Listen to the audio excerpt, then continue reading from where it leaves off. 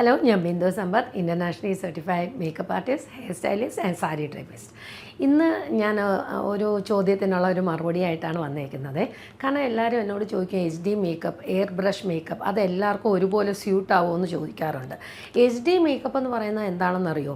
നമ്മളിപ്പോൾ ചെയ്യുന്ന മേക്കപ്പിൻ്റെ ഒരു സൂക്ഷ്മമായ കുറവുകൾ പോലും കണ്ടുപിടിക്കാൻ പറ്റുന്ന തരത്തിൽ ക്യാമറയാണ് ഇപ്പം നമ്മുടെ ഫോട്ടോസോ വീഡിയോസോ ഒക്കെ ക്യാപ്ചർ ചെയ്യുന്നത്, അല്ലെങ്കിൽ ആ വീഡിയോസ് എടുക്കപ്പെടുന്നത്.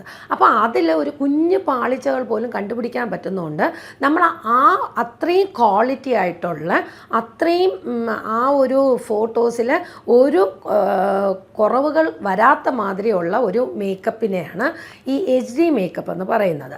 അതേമാതിരി എയർ ബ്രഷ് മേക്കപ്പ് എന്ന് വെച്ചാൽ എന്താണെന്നറിയോ?